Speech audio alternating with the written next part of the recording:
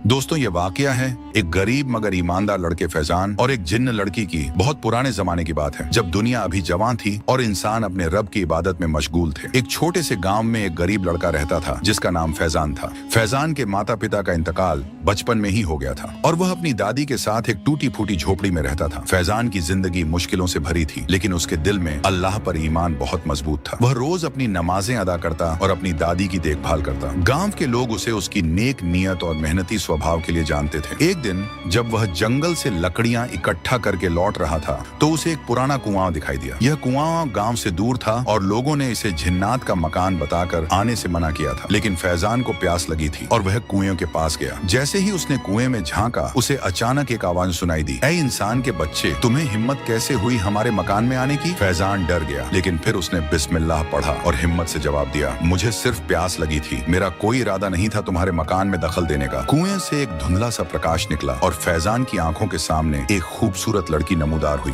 उसकी आंखें चमकदार थीं और उसके बाल हवा में लहराते हुए महसूस होते थे। हालांकि कोई हवा नहीं चल रही थी। फैजान ने अपनी आंखें झपकाड़ और कदम पीछे हटा लिए। वह जानता था कि जिन्नात के साथ किसी भी तरह का संपर्क खतरनाक हो सकता है। फैजान ने डरते हुए कहा, तुम कौन हो? मेरा नाम रेहाना है। उसने कहा, मैं जिन्नात की दुनिया से हूँ, डरो मत, मैं तुम्हें नुकसान नहीं पहुँचाऊंगी। मैं एक मुस्लिम जिन्न हूँ और अल्लाह की इबादत करती हूँ जैसे तुम इंसान करते हो। फैजान अभी भी डरा हुआ था, लेकिन उसने अपने आप को संभाला और बोला, अगर तुम वाकई में अल्लाह की बंदी हो तो मुझे माफ करो और मुझे वापस अपने गांव जाने दो। रेहाना ने मुस्कुराते हुए कहा, तुम जा सकते हो, लेकिन मैं तुम्हारी मदद करना चाहती हूँ। मुझे पता है कि तुम्हारी दादी बीमार है और तुम्हारे पास उनके इलाज के लिए पैसे नहीं है। फैजान हैरान रह गया, तुम्हें यह कैसे मालूम? रेहाना ने मासूमियत से कहा, हम जिन्नात इंसानों की दुनिया देख सकते हैं। मैंने तुम्हें कई दिनों से देखा है। तुम्हारी मेहनत और ईमानदारी मुझे बहुत अच्छी लगी। फैजान ने अपने कदम पीछे की ओर बढ़ाए। मेरी मदद कैसे कर सकती हो तुम? रेहाना ने अपना हाथ आगे बढ़ाया और उसकी हथेली पर एक छोटा सा पत्थर था जो अंदर से जगमगा रहा था। ये एक खजाना है, इसे अपने साथ रखो और जब भी तुम्हें जरूरत हो इसे अपनी हथेली पर रखकर मेरा नाम लो। मैं आ जाऊंगी और तुम्हारी मदद करूंगी। फैजान ने झिझकते हुए पत्थर लिया। मैं इसका क्या करूंगा और तुम मेरी मदद क्यों करना चाहती हो? रेहाना ने अपनी आंखें झुका ली, क्योंकि मुझे तुम्हारी ईमानदारी और नेकी बहुत पसंद है, लेकिन मुझे एक वादा चाहिए, तुम किसी को भी मेरे बारे में नहीं बताओगे, यहाँ तक कि अपनी दादी को भी नहीं। फैजान ने सोचा, फिर सर हिलाया। मैं वादा करता हूँ, लेकिन अगर तुम्हारी मदद में कुछ गलत या हराम है तो मैं इसे कबूल नहीं करूंगा। रेहाना मुस्कुराई, यह सिर्फ मदद है फैजान, अब जाओ, तुम्हारी दादी तुम्हारा इंतजार कर रही हैं। फैजान ने पत्थर अपनी जेब में रखा और वापस गांव की ओर चल दिया। उसके दिल में एक अजीब सा एहसास था, डर और उम्मीद का मिश्रण। जब फैजान घर पहुंचा तो उसकी दादी अम्मी खांसी से परेशान थी। उनकी तबीयत दिन ब दिन बिगड़ रही थी और गाँव के हकीम ने कहा था कि उन्हें एक महंगी दवा की जरूरत है जो सिर्फ शहर में मिलती है। फैजान को गरीबी की हालत जी रहा था, उसके पास पैसे कहां से आते? तभी उसे रेहाना की याद आई। उसने जंगल की तरफ रुख लिया और जंगल पार करते समय फैजान ने अपनी जेब से वह चमकदार पत्थर निकाला और रेहाना का नाम लिया। कुछ ही पलों में वह उसके सामने प्रकट हुई। तुमने मुझे बुलाया फैजान? फैजान ने हिचकिचाते हुए कहा। सारी बातें बता दी। रेहाना मुस्कुराई, मैं जानती थी कि तुम मेरी मदद मांगोगे, मेरे साथ आओ। वह फैजान को एक गुफा में ले गई जहाँ एक बड़ा संदूक रखा था। इसमें सोने के सिक्के हैं, इतने सिक्के ले लो जितने तुम्हें चाहिए, लेकिन याद रखो, लालच बुरी बला है। फैजान ने सिर्फ उतने ही सिक्के लिए जितने उसे दादी की दवा के लिए चाहिए थे। रेहाना ने उसकी ईमानदारी देखकर मुस्कुराया। फैजान शहर गया, दवा खरीदी और वापस अपने गांव लौट आया। उसकी दादी की तबीयत जल्द ही बेहतर होने लगी। धीरे धीरे फैजान और रेहाना की मुलाकातें बढ़ने लगी। रेहाना ने फैजान को जिन्नात की दुनिया के बारे में बताया कि कैसे वे भी अल्लाह के बंदे हैं, कैसे उनमें भी अच्छे और बुरे होते हैं। एक दिन रेहाना ने फैजान से कहा, मैं तुम्हें एक राज बताना चाहती हूँ। मेरे पिता जिन्नात के एक बड़े कबीले के सरदार हैं और वे चाहते हैं कि मैं एक ताकतवर जिन्न से निकाह कर लूं, लेकिन मैं तुमसे मोहब्बत करती हूँ फैजान। फैजान सन्न रह गया। कहीं ना कहीं फैजान को भी रेहाना के लिए मोहम्मद थी, लेकिन उसने कहा, यह तो अल्लाह की किताब में नहीं लिखा था कि इंसान और जिन्न शादी कर सकते हैं। रेहाना ने उसका हाथ थामा। हमारे बीच फर्क सिर्फ इतना है कि हम अलग अलग दुनिया से हैं, लेकिन हम दोनों अल्लाह के बंदे हैं और दिल तो सबका एक जैसा होता है। फैजान ने अपना हाथ छुड़ा लिया। मुझे सोचने का वक्त चाहिए रेहाना, ये बहुत बड़ा फैसला है। रेहाना ने सर झुकाया। मैं समझती हूँ, लेकिन याद रखो, मेरे पिता बहुत सख्त हैं। अगर उन्हें पता चला कि मैं एक इंसान से मोहब्बत करती हूँ तो वे गुस्सा होंगे। फैजान अपने गाँव लौट आया दिल में उथल पुथल लिए। वह रात भर सोचता रहा, क्या ये सही है? क्या एक इंसान और जिन्न के बीच प्यार मुमकिन है? अगले दिन उसने अपने गांव के इमाम से मिलने का फैसला किया। बिना रेहाना का नाम लिए उसने पूछा, क्या इंसान और जिन्न के बीच निकाह हो सकता है? इमाम साहब ने गहरी सांस ली। बेटे, ये बहुत पेचीदा मसला है। जिन्नात अल्लाह की मखलूक है, जैसे हम इंसान हैं। कुछ उलेमा कहते हैं कि यह मुमकिन है, कुछ कहते हैं नहीं। लेकिन सवाल यह है कि क्यों तुम ऐसा पूछ रहे हो? फैजान चुप रहा। इमाम साहब ने उसके कंधे पर हाथ रखा। बेटे, जिन्नात से दूर रहो। उनकी दुनिया अलग है। उनके इरादे हमेशा साफ नहीं होते। अगर कोई जिन्न तुम्हारे करीब आने की कोशिश कर रहा है तो सावधान रहो और अल्लाह से दुआ करो। फैजान ने सिर झुकाया और वापस घर लौट आया। उसे नहीं पता था कि क्या करें। जब फैजान कई दिनों तक रेहाना को नहीं बुलाया तो एक रात वह खुद उसके सपने में आई। फैजान, तुम मुझसे क्यों भाग रहे हो? क्या तुम मुझसे प्यार नहीं करते? फैजान ने जवाब दिया, रेहाना, मैं नहीं जानता ये सही है या गलत। इमाम साहब ने मुझे सावधान रहने को कहा है। रेहाना की आंखों में आंसू आ गए। क्या तुम मुझ पर शक करते हो? मैंने तुम्हारी मदद की, तुम्हारे लिए अपने पिता के खिलाफ जाने की हिम्मत की, और अब तुम मुझसे दूर भाग रहे हो। फैजान को अफसोस हुआ। नहीं रेहाना, ऐसी बात नहीं है। मैं बस कुछ जवाब ढूंढ रहा हूँ। अगर तुम जवाब चाहते हो तो खुद देखो। कल रात जब चांद आसमान के बीचों बीच होगा, तुम मुझे बुलाना। मैं तुम्हें अपनी दुनिया दिखाऊंगी और फिर तुम फैसला कर सकते हो। सपना टूट गया और फैजान जाग गया। उसने सोचा और फैसला किया कि वह रेहाना को एक मौका देगा। अगली रात जब चांद आसमान के बीचों बीच था, फैजान ने रेहाना को बुलाया। वह तुरंत प्रकट हुई। पहले से भी ज्यादा खूबसूरत लग रही थी। तुमने मुझे बुलाया फैजान, क्या तुम तैयार हो? फैजान ने हाँ में सिर हिलाया। रेहाना ने उसका हाथ थामा और अचानक वे दोनों हवा में उड़ने लगे। फैजान ने डर के मारे आंखें बंद कर ली। जब उसने आंखें खोली तो वह एक अजीब दुनिया में था। रंग बिरंगे पेड़, चमकदार पत्थर और अजीब आकार के महल। चारों ओर जिन्नात घूम रहे थे। कुछ इंसानों जैसे दिखते थे, कुछ बिल्कुल अलग। यह मेरी दुनिया है फैजान, रेहाना ने कहा। हम भी अल्लाह की इबादत करते हैं, हमारे भी परिवार और समाज हैं। हम तुमसे बहुत अलग नहीं हैं। फैजान हैरान रह गया। ये सब उसकी समझ से बाहर था। रेहाना उसे एक विशाल महल में ले गई। यह मेरे पिता का महल है, वे अभी यहाँ नहीं हैं, इसलिए मैं तुम्हें यहाँ ला सकी। फैजान को रेहाना की दुनिया देखकर अजीब लग रहा था। भय और आश्चर्य का मिश्रण। वह यहाँ नहीं रह सकता था, ये उसकी दुनिया नहीं थी। रेहाना, मुझे वापस जाना होगा। ये मेरी दुनिया नहीं है। रेहाना के चेहरे पर निराशा दिखी। लेकिन क्या तुम मुझसे प्यार नहीं करते? फैजान ने आहिस्ता से कहा, मुझे नहीं पता रेहाना, ये सब बहुत अजीब है। अचानक महल के बाहर शोर सुनाई दिया। रेहाना के चेहरे पर डर छा गया। मेरे पिता वापस आ गए हैं, तुम्हें यहाँ से जाना होगा फैजान, वरना वे तुम्हें मार डालेंगे। रेहाना ने जल्दी से फैजान का हाथ थामा और उसे महल से बाहर ले गई। वे एक गुफा में पहुंचे जहाँ से इंसानों की दुनिया में जाया जा सकता था। फैजान, तुम्हें फैसला करना होगा। मैं तुमसे प्यार करती हूँ, लेकिन मेरे पिता कभी हमारे मिलन को मंजूर नहीं करेंगे। अगर तुम मुझसे प्यार करते हो तो हमें भागना होगा, दूर, बहुत दूर। फैजान को अपनी दादी याद आई, जो उसके बिना अकेली रह जाएंगी। वह अपने गांव को भी याद करने लगा, अपने दोस्तों को, अपनी जिंदगी को। रेहाना, मैं नहीं जानता। रेहाना के चेहरे पर दुख छा गया। तुम्हें सोचने का वक्त नहीं है फैजान। मेरे पिता हर जगह अपने जासूस रखते हैं। अगर उन्हें पता चला कि मैं एक इंसान से मिली हूँ तो वे मुझे हमेशा के लिए कैद कर देंगे। फैजान ने गहरी सांस ली। मुझे अपनी दादी के बारे में सोचना होगा रेहाना, वे मेरे बिना नहीं रह सकती। तुम उन्हें अपने साथ ला सकते हो, रेहाना ने कहा।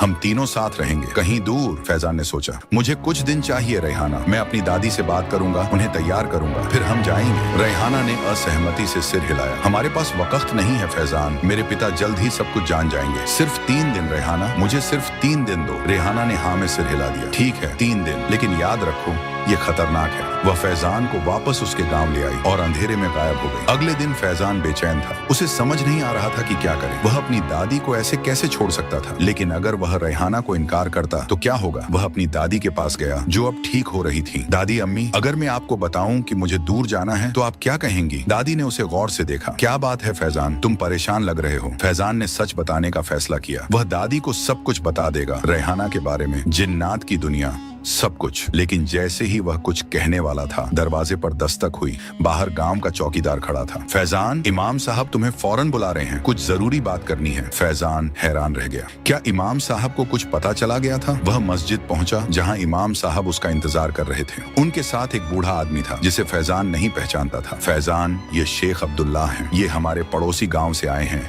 और जिन्नात के बारे में बहुत कुछ जानते हैं। फैजान के दिल की धड़कन तेज हो गई। शेख अब्दुल्लाह ने धीरे से कहा, बेटे, मुझे पता चला है कि तुम्हारा एक जिन्नी से संपर्क हुआ है। फैजान ने हैरानी से उन्हें देखा। आपको कैसे पता? मैं जिन्नात को देख सकता हूँ, उनकी बातें सुन सकता हूँ मुझे हर चीज पता है जो इस गांव के आसपास होती है और मुझे यह भी पता है कि तुम एक बड़े खतरे में हो। फैजान ने गहरी सांस ली। शेख साहब, वह एक अच्छी जिनी है, वो मुझे नुकसान नहीं पहुंचाएगी। शेख अब्दुल्लाह ने सिर हिलाया। बेटे, जिन्नात चालाक होते हैं, वे इंसानों को धोखा देने में माहिर हैं। वह जिन्नी जिसे तुम रेहाना कहते हो, वह तुम्हें सच नहीं बता रही है। फैजान स्तब्ध रह गया। आपको उसका नाम कैसे पता? मैंने कहा ना, मैं जिन्नात की बातें सुन सकता हूँ। उस जीची का असली नाम रेहाना नहीं है और वह मुस्लिम जिन भी नहीं है। वह शैतानी जिन्नात में से एक है जो इंसानों को गुमराह करती है। फैजान के पैरों तले से जमीन खिसक गई। नहीं, यह नहीं हो सकता। वह मुझसे प्यार करती है। शेख अब्दुल्लाह ने उसके कंधे पर हाथ रखा। वह तुम्हारी रूह चाहती है फैजान। शैतानी जिन्नात इंसानों की रूह पर कब्जा करना चाहते हैं। वह तुम्हें अपनी दुनिया में इसलिए ले जाना चाहती है ताकि तुम्हारी रूह को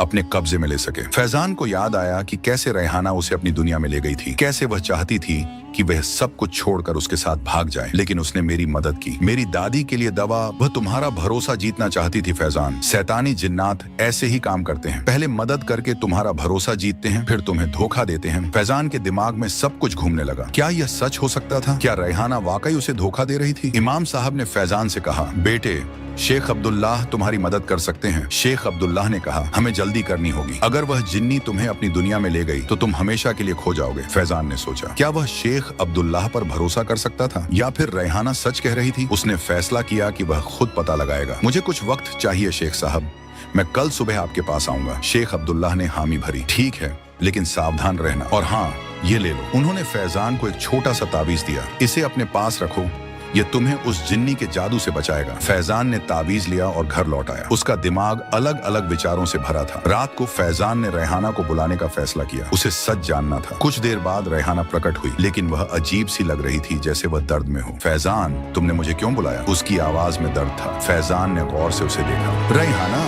मुझे सच जानना है, क्या तुम वाकई मुझसे प्यार करती हो या यह सिर्फ एक धोखा है? रेहाना ने उसकी ओर देखा। उसकी आंखों में दर्द था। फैजान, तुम्हारे गले में क्या है? फैजान ने ताबीज को छुआ। ये मुझे बुराई से बचाता है। रेहाना ने कदम पीछे हटा लिए। तुम मुझ पर शक कर रहे हो? तुम्हें कोई मिला है ना? किसी ने तुम्हें मेरे खिलाफ भड़काया है? मैं सिर्फ सच जानना चाहता हूँ रेहाना, तुम वाकई कौन हो? तुम्हारा असली नाम क्या है? रेहाना ने अपना चेहरा दूसरी तरफ घुमा लिया। फैजान, तुम मुझ पर भरोसा नहीं करते? इतने दिनों के बाद भी? फैजान आगे बढ़ा। अगर तुम मुझसे प्यार करती हो तो मुझे सच बताओ। अगर तुम झूठ बोलोगी तो मैं जान जाऊंगा। रेहाना के चेहरे पर दर्द और गुस्से का भाव आया। ठीक है फैजान, तुम सच जानना चाहते हो? सच ये है कि मेरा नाम रेहाना नहीं है, मैं लैला हूँ, और हाँ, मैं एक शैतानी जिन्न हूँ। फैजान के दिल में एक तीर सा लगा। शेख अब्दुल्लाह सही थे। लैला ने आगे कहा, लेकिन मैं तुमसे झूठ नहीं बोली कि मैं तुमसे प्यार करती हूँ। यह सच है फैजान, मैं तुमसे प्यार करती हूँ, चाहे मैं कोई भी हूँ। फैजान पीछे हटा। तुम मेरी रूह चाहती हो, है ना? तुम मुझे अपनी दुनिया में इसलिए ले जाना चाहती थी ताकि मेरी रूह पर कब्जा कर सको। लैला ने कहा, नहीं फैजान, मैं तुमसे मोहब्बत करती हूँ। फैजान अब भी संशय में था। तुमने मुझे धोखा दिया लैला, तुमने मुझसे झूठ बोला। लैला ने आहिस्ता से कहा, क्या तुम मुझे बताते अगर मैं तुम्हें सच बताती? क्या तुम एक शैतानी जिन्न से दोस्ती करते? फैजान ने जवाब नहीं दिया। लैला आगे बढ़ी। फैजान, मैं जानती हूँ कि तुम मुझ पर भरोसा नहीं कर सकते, लेकिन मैं तुम्हें एक मौका देना चाहती हूँ। कल रात जब चांद आसमान के बीचों बीच होगा, तुम पुराने कुएं पर आना। वहाँ मैं तुम्हें एक ऐसा राज बताऊंगी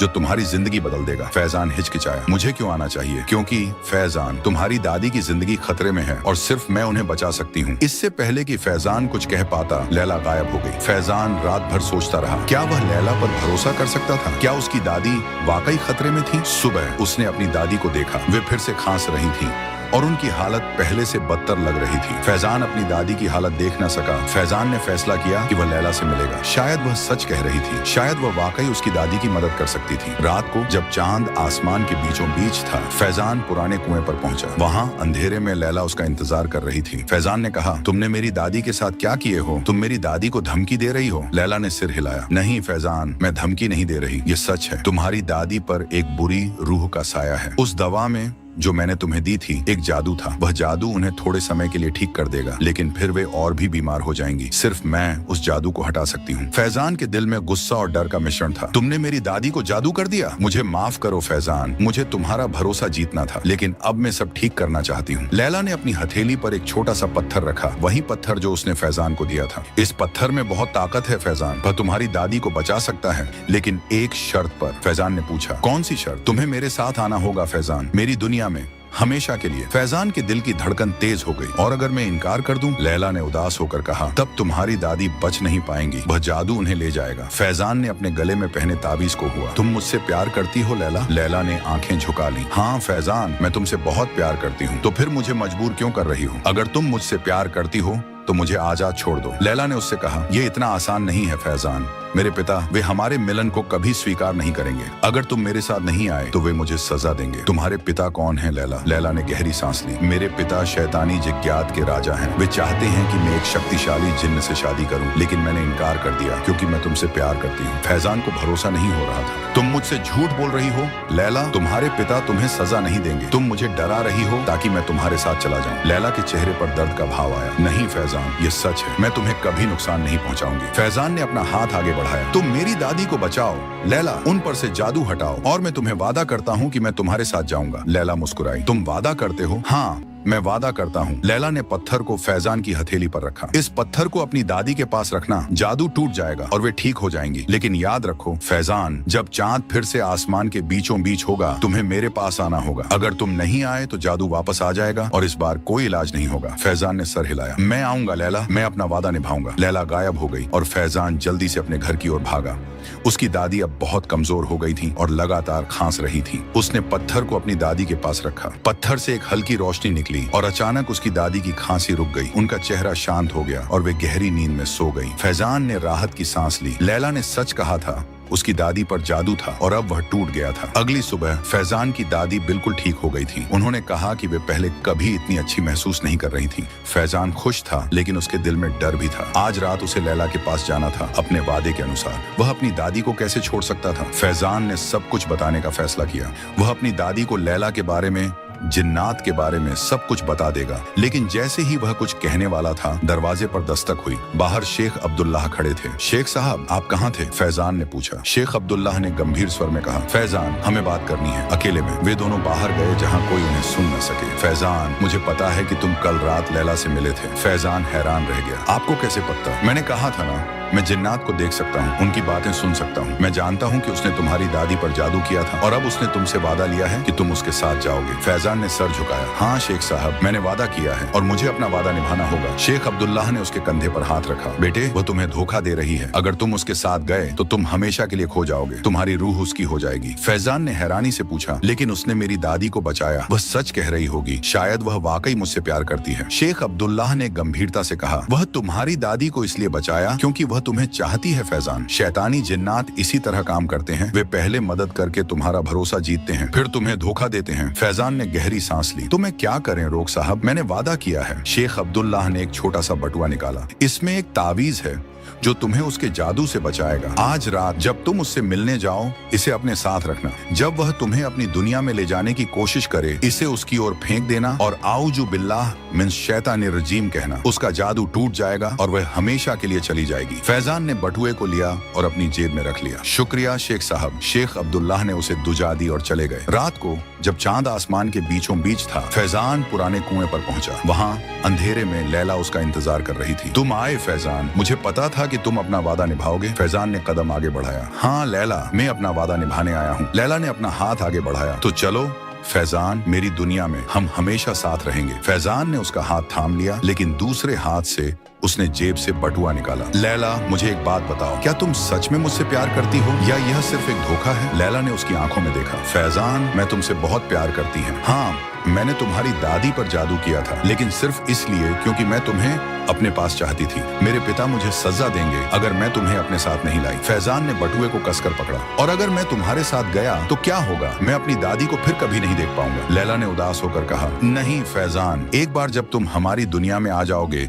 तो वापस नहीं जा सकोगे, लेकिन हम वहाँ खुश रहेंगे, मैं वादा करती हूँ। फैजान ने एक पल के लिए सोचा, फिर बटुए को छोड़ दिया और लैला का हाथ थाम लिया। मुझे तुम पर भरोसा है लैला। लैला की आंखों में खुशी की चमक आई। चलो फैजान, हमारी नई जिंदगी शुरू हो रही है। जैसे ही वे कुएं की ओर बढ़े, फैजान ने रुककर कहा, एक मिनट, लैला, मुझे एक और बात पूछनी है। लैला ने पलटकर उसे देखा। क्या फैजान? शेख अब्दुल्लाह कौन है? उन्हें जिन्नात के बारे में उतना कैसे पता है? लैला के चेहरे पर हैरानी का भाव आया। शेख अब्दुल्लाह? वह कौन है? फैजान ने उसे बताया कि कैसे शेख अब्दुल्लाह ने उसे लैला के बारे में चेतावनी दी थी, कैसे उन्होंने कहा था कि वह एक रौतानी जिन्न है जो उसकी रूह चाहती है। लैला के चेहरे पर डर छा गया। फैजान, तुम्हारे गाँव में कोई शेख अब्दुल्लाह नहीं है, ये कोई और है जो मुझे तुमसे दूर करना चाहता है। फैजान हैरान रह गया। क्या मतलब? फैजान, मुझे लगता है कि वह शेख अब्दुल्लाह एक जिन्न है, मेरे पिता का भेजा हुआ, जो हमारे मिलन को रोकना चाहता है। फैजान के दिमाग में सब कुछ घूमने लगा। क्या शेख अब्दुल्लाह भी एक जिन्न थे? क्या वे उसे धोखा दे रहे थे? लैला, तुम मुझसे सच कह रही हो? लैला ने उसकी आंखों में देखा। हाँ फैजान, मैं कसम खाती हूँ, अल्लाह की कसम। फैजान इस पेचीदा स्थिति में फंस गया था। किस पर भरोसा करें, लैला पर या शेख अब्दुल्लाह पर? फैजान गहरी सोच में पड़ गया। दिमाग में कई सवाल चक्कर काट रहे थे। अगर शेख अब्दुल्लाह वाकई एक जिन्न थे तो क्या वे लैला के पिता के भेजे हुए थे, या वे कोई और थे जो उसकी मदद करना चाहते थे? लैला,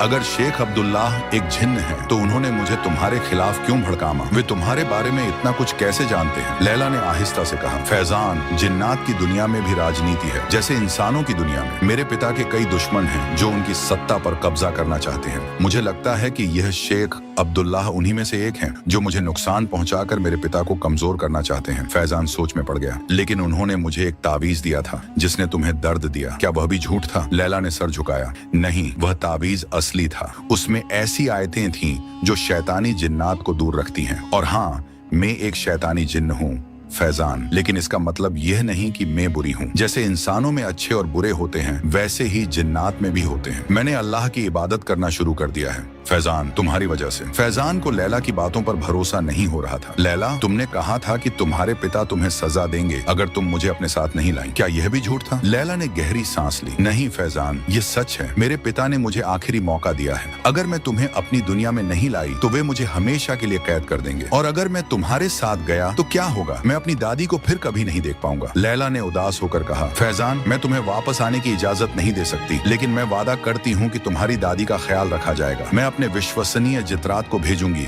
जो उनकी हिफाजत करेंगे। फैजान ने अपना हाथ छुड़ा लिया। मुझे इस पर सोचना होगा लैला, मैं अपनी दादी को नहीं छोड़ सकता। लैला के चेहरे पर निराशा दिखी। फैजान, हमारे पास वक्त नहीं है। मेरे पिता के जासूस हर जगह हैं, वे हमें देख रहे हैं। मुझे थोड़ा वक्त दो लैला, सिर्फ थोड़ा सा। लैला ने अंततः हाँ में सिर हिला दिया। ठीक है फैजान, लेकिन जल्दी करो, हम दोनों खतरे में हैं। अचानक एक तेज आवाज आई, जैसे आसमान फट गया हो। लैला डर गई। वे आ गए। फैजाना, मेरे पिता के जासूसा, हमें जल्दी जाना होगा। आसमान में काले बादल छा गए और बिजली चमकने लगी। कुएं से एक अजीब सी रोशनी निकलने लगी। फैजान ने बटुए को छुआ जो अभी भी उसकी जेब में था। शेख अब्दुल्लाह ने कहा था कि इसमें एक तावीज है जो उसे लैला के जादू से बचाएगा। लेकिन अगर शेख अब्दुल्लाह खुद एक जिन्न थे तो क्या यह तावीज भी एक जाल था? अचानक अंधेरे से एक आवाज आई। फैजाना, वह तुम्हें धोखा दे रही है। यह शेख अब्दुल्लाह थे जो उनकी ओर तेजी से बढ़ रहे थे। लैला चीखी। देखो फैजाना, वह आ गया। वह मेरे पिता का जासूस है। शेख अब्दुल्लाह फैजान के पास पहुंचे। फैजान, वह झूठ बोल रही है। वह तुम्हारी रूह पर कब्जा करना चाहती है। फैजान हैरान रह गया। कौन सच कह रहा था, लैला या शेख अब्दुल्लाह? शेख अब्दुल्लाह ने अपना हाथ आगे बढ़ाया। फैजान, जल्दी उस तावीज को फेंकते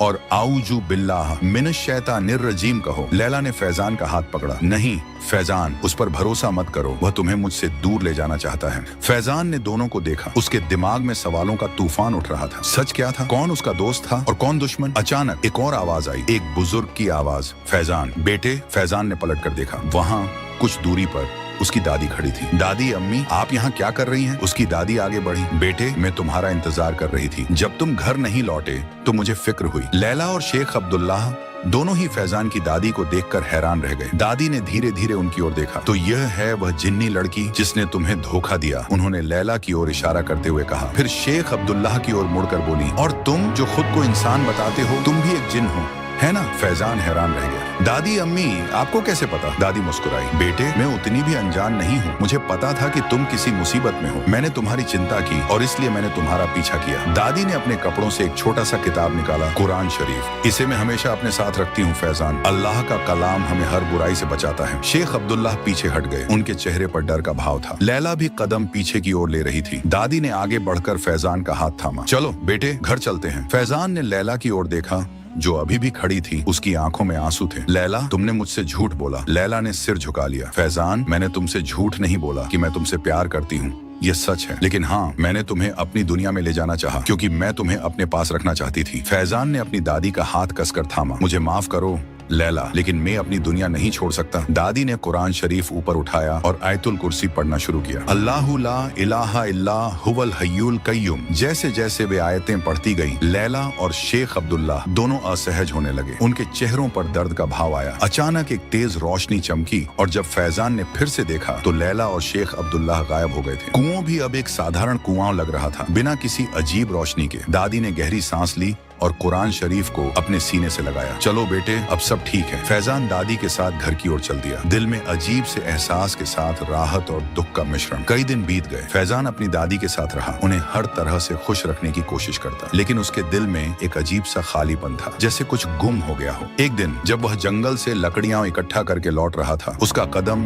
पुराने कुएं की ओर मुड़ गया। वह वहां गया, लेकिन कुआं अब एक साधारण कुआं था जिसमें पानी था। एक दिन जब वह मस्जिद से नमाज पढ़कर लौट रहा था, उसकी मुलाकात एक लड़की से हुई जो उसके गांव में नई थी, अमीना, जिसके परिवार वाले पड़ोसी गांव से आए थे। अमीना सुंदर थी, लेकिन उसमें एक अलग तरह की सुंदरता थी, सादगी और नेकी की सुंदरता। धीरे धीरे फैजान और अमीना करीब आने लगे। कई महीनों के बाद फैजान ने अपनी दादी से कहा कि वह अमीना से शादी करना चाहता है। दादी खुश हुई। बेटे, अमीना एक अच्छी लड़की है, अल्लाह तुम दोनों को खुशियां दे। शादी तय हो गई और सारा गाँव खुशी से भर गया। फैजान का दिल शांत था, जैसे उसे वह चीज मिल गई हो जिसकी उसे तलाश थी। शादी के एक दिन पहले फैजान अपने कमरे में बैठा था, अपनी शादी के कपड़े देख रहा था, जब अचानक उसे एक आवाज सुनाई दी, एक परिचित आवाज जो उसके दिल को छू गई। फैजान वह चौंक कर खड़ा हुआ और चारों ओर देखा। कमरा खाली था। फैजान आवाज किसी दूर से आ रही थी, जैसे हवा में तैर रही हो। उसने फौरन पहचान लिया, ये लैला की आवाज थी। लैला, तुम कहाँ हो? कमरे में कोई नहीं था, लेकिन आवाज फिर आई। फैजान, मैं तुमसे बात नहीं कर सकती। मैं सिर्फ इतना कहना चाहती हूँ कि मैं खुश हूँ तुम्हारे लिए। तुम एक अच्छी लड़की से शादी कर रहे हो और तुम्हारी जिंदगी खुशियों से भरी होगी। फैजान हैरान रह गया। लैला, तुम कहाँ हो? तुम ठीक तो हो? मैं अपनी दुनिया में हूँ फैजान। मेरे पिता ने मुझे माफ कर दिया है और मुझे एक मौका दिया है अपनी गलतियों से सीखने का। मैं अब अल्लाह की इबादत करती हूँ तुम्हारी वजह से। फैजान की आंखों में आंसू आ गए। लैला, तुम्हारा प्यार सच्चा था। एक लंबी खामोशी के बाद आवाज फिर आई। हाँ फैजान, मैं तुमसे बहुत प्यार करती थी और अब भी करती हूँ, लेकिन हमारी दुनियाएं अलग हैं और कभी एक नहीं हो सकती। मैं चाहती हूँ कि तुम अपनी जिंदगी में खुश रहो अमीना के साथ। फैजान ने अपने आंसू पोंछे। शुक्रिया लैला, मुझे उम्मीद है कि तुम भी अपनी जिंदगी में खुश रहोगी। अलविदा फैजान।